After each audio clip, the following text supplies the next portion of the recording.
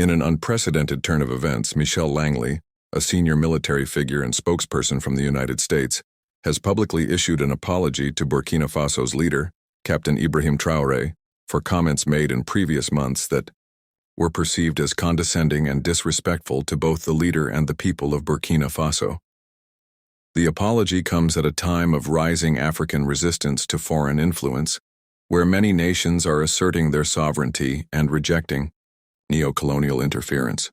Captain Ibrahim Traoré has emerged as a bold and courageous figure in this movement, capturing the attention and admiration of millions across the continent.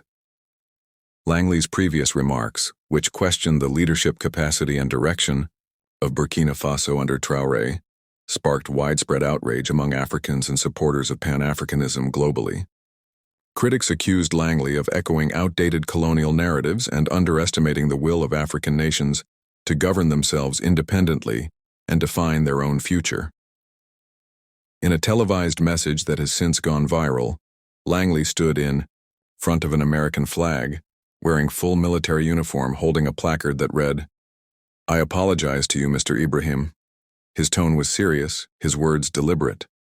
He admitted that his previous comments were made without a full understanding of the complex challenges Burkina Faso is facing and the strength of its people under Traoré's leadership. "I have come to realize," Langley stated, "that my remarks failed to acknowledge the legitimacy of President Traoré's decisions and the sovereignty of the Burkinabe people. I extend my sincere apologies not just to him, but to all citizens of Burkina Faso who were hurt by my statements." This moment is being interpreted as more than just an apology. It is seen by many as symbolic, a moment of reckoning where the West is being compelled to recognize the emergence of a new Africa, one that demands dignity, equality, and self-determination. Captain Ibrahim Traoré, a former military officer who rose to power through a popular coup, has maintained strong support among his people, particularly the youth. He has consistently voiced opposition to foreign military presence and exploitation of African resources. His administration has emphasized security, national pride, and the reclamation of economic and political control from foreign hands. Under his leadership, Burkina Faso has taken bold steps, including expelling foreign troops, forming regional security alliances with other Sahel nations, and focusing on indigenous governance strategies. These actions have earned him both admiration and criticism on the international stage, but he remains resolute. Following the apology, many African commentators and political analysts praised Langley's gesture, but emphasized that it must go beyond words. They argue that genuine respect for African sovereignty means recognizing the right of each nation to choose its own path without external pressure or interference. Some see this moment as a turning point, a soft diplomatic admission that the tide is shifting. For decades, Africa has been viewed through a lens shaped by foreign narratives. Now leaders like Captain Traoré are rewriting that story. Supporters across Africa flooded social media with messages of solidarity, posting images of Captain Traoré alongside revolutionary figures like Thomas Sankara and Patrice Lumumba. Many called for more African leaders to stand firm and unapologetically defend the interests of their people. As the dust settles on this diplomatic gesture, one thing is clear. The relationship between Africa and the West is entering a new era.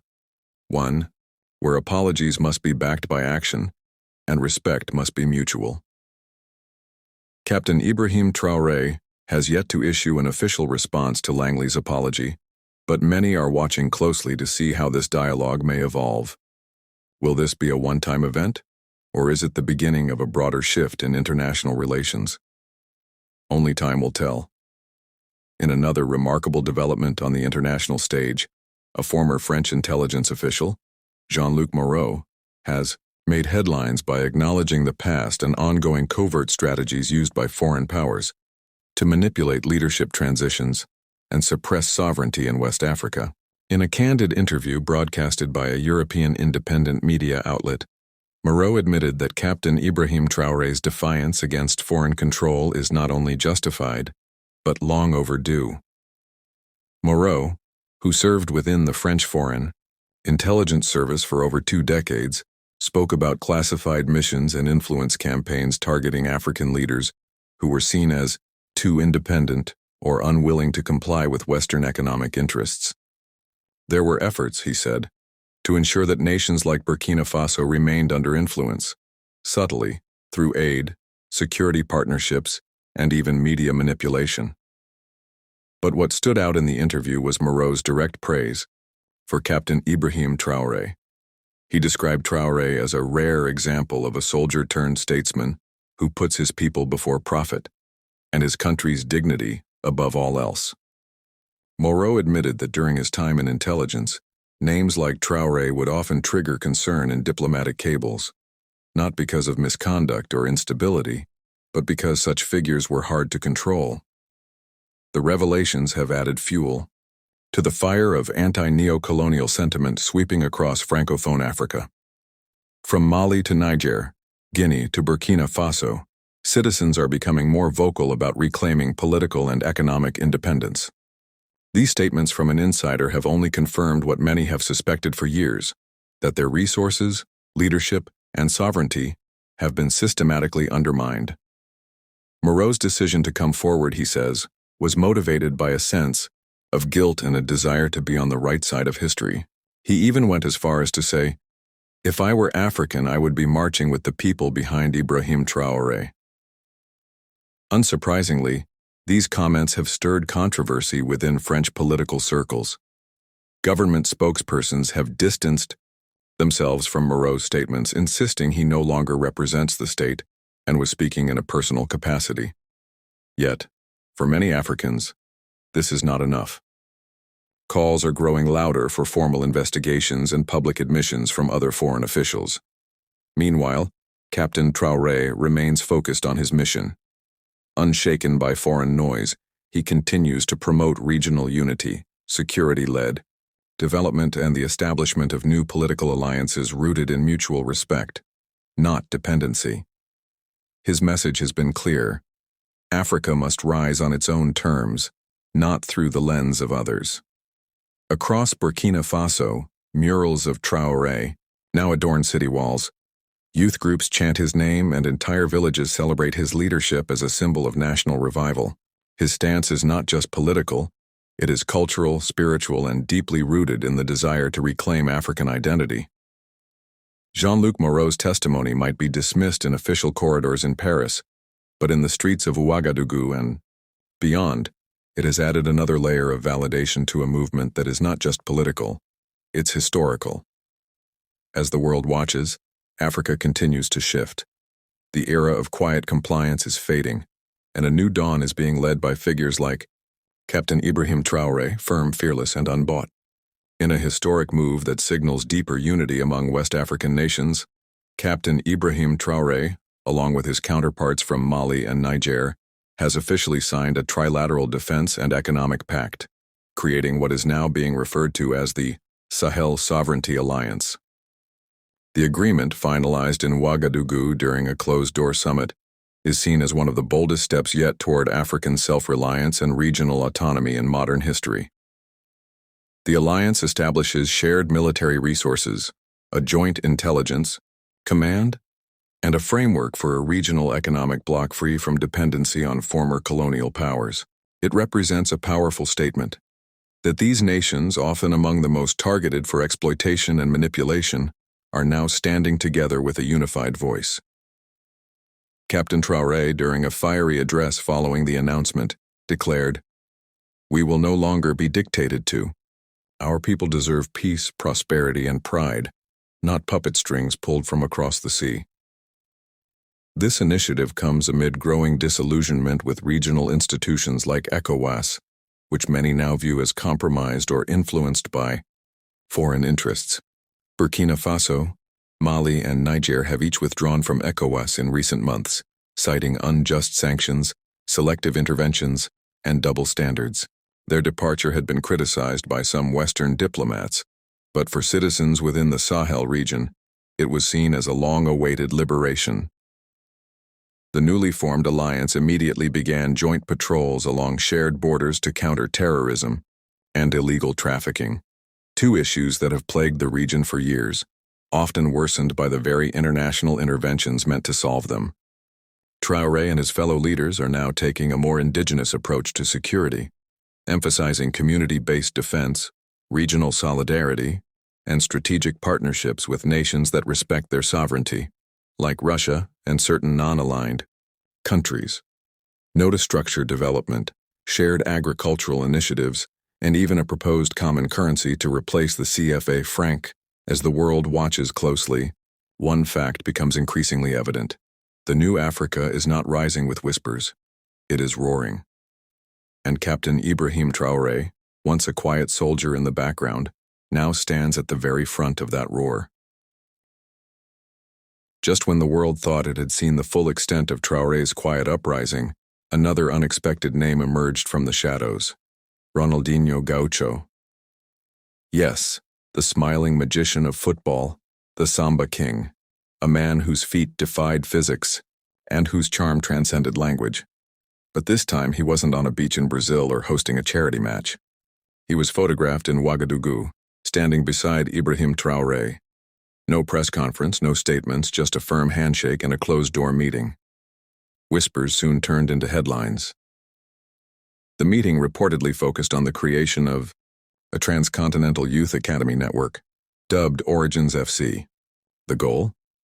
To find, train, and mentor young footballers in forgotten corners of the world, war-torn villages, desert camps, overcrowded cities, and give them not just skills, but identity, history, and purpose. But why Ronaldinho? Because he's adored by everyone. From the favelas of Rio to the villages of West Africa, his story, of joy, flair, and freedom, is universal. He never needed politics to become powerful. His presence is the revolution. Insiders say Ronaldinho was moved by Traoré's proposal, a chance to give back on a scale never imagined, a chance to be remembered not just for what he did with a day ball, but for what he helped build with it. The plan is ambitious. 10 countries, 10 academies, each one co-managed by local coaches, former players, and community elders. Traoré calls it the opposite of colonization. Instead of exporting raw talent to Europe, they would cultivate a complete ecosystem at home. And there's more. Rumor has it that Marcus Rashford, the English footballer known as much for his activism as his goals, has also been approached. His campaign to feed underprivileged children in the UK caught Traoré's attention. Sources say Traoré believes Rashford could be instrumental in shaping the educational pillar of the movement, linking food, sport, and dignity. When asked anonymously why he supports this project, a member of Traoré's inner circle responded, "Europe scouted our talent. Now we scout our future." Meanwhile, Ronaldinho's return to Brazil was met with mixed reactions. Some called it a distraction from his previous legal troubles. Others saw it as redemption, not through apology, but through action. A video soon emerged. Ronaldinho juggling a ball barefoot with a group of Burkinabe kids on a dusty pitch, smiling as always. But this time, the caption below read, "Roots before riches." And just like that, the narrative deepened. This is no longer just about football. It's a movement of identity, heritage, and redefinition. A president, a football genius, and now a growing brotherhood of global icons, rewriting the rules of influence, bypassing governments and NGOs, and speaking directly to the soul of the global South. The question is no longer who will join, but who dares not to. Because something is shifting.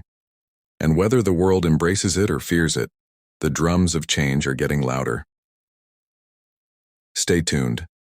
The next chapter is being written, not in stadiums but in the soil where the next legends are growing. Weeks after Ronaldinho's unannounced visit to Burkina Faso, the international community began to watch more closely. Intelligence agencies, global media outlets, even football federations quietly scrambled to understand the full scope of this strange alignment between football legends and political figures. But while they investigated, a plane touched down quietly in Conakry, Guinea, and stepping off it was none other than Kanye West. Yes, Kanye, the controversial American rapper, fashion mogul, and former presidential candidate. A man known for impulsive genius, public meltdowns, and radical reinvention. But this wasn't the typical Kanye appearance. No paparazzi, no theatrics. Just a black hoodie, dark glasses, and an invitation from Colonel Mamady Doumbouya, Guinea's military leader and close ally of Ibrahim Traoré. What happened inside that meeting? Not much has been officially confirmed, but what has leaked is astonishing. According to sources close to the situation, Kanye has proposed building a pan-African cultural and economic zone, a hybrid of art commune, music lab, tech hub, and spiritual retreat, called The Return. Not just a name, but a concept, inviting descendants of Africa scattered across the world to come back, not as tourists, but as architects of a new age. Kanye reportedly told Doumbouya, "They sold our ancestors for gold. Now we come back. With mind, art, and purpose that's priceless." The location? A massive stretch of untouched land near the Fouta Djallon Highlands, rich in rivers, hills, and mysticism. The plan is said to include a recording campus, fashion manufacturing village, solar-powered digital school, and even a futuristic rail link to Burkina Faso. Within days of Kanye's visit, Akon, who has long worked on the idea of Akon City in Senegal, reached out to discuss merging infrastructure plans. The idea of a decentralized creative African republic is now quietly making the rounds in WhatsApp groups of black entrepreneurs from Atlanta to Lagos, Kingston to Johannesburg, and, who's reportedly advising the tech side, Jack Dorsey, co-founder of Twitter and Block, who's recently spent time in Africa exploring decentralized finance and crypto. Rumors suggest he's in early talks to integrate Web3 banking systems into the project, allowing local villagers to earn through art, beats, or even digital land NFTs. But naturally, this has caused panic in certain corners. French and U.S. diplomats have privately expressed concerns about what they now call cultural decoupling. One European think tank labeled it a soft exit from the global order. But in African streets, markets, and town halls, the mood is different. A popular slogan now echoing through graffiti and t-shirts reads, "Not a colony, not a charity, a comeback." In a viral video from a youth concert in Ouagadougou, a young rapper shouted into the mic, "If they took our gold and left us chains, we'll take our pain and leave them change." And the crowd roared. Kanye hasn't spoken publicly yet, but insiders suggest a major announcement is coming on a date loaded with symbolism. June 19th, Juneteenth. A speech not from America, but from African soil. Not about music or brands, but about a seismic return. This isn't just politics, this isn't just culture. This is a fusion movement, and it's evolving faster than the world can digest. From Robinho in prison, to Zidane and Traoré plotting ideologies, from Ronaldinho shaping youth, to Pogba walking into legacy, and now Kanye building cities on ancestral land. What we're witnessing is no longer a trend. It's a continental reset. And the next chapter? It might just shake the foundations of every capital that thought Africa would always be waiting, instead of writing its own future.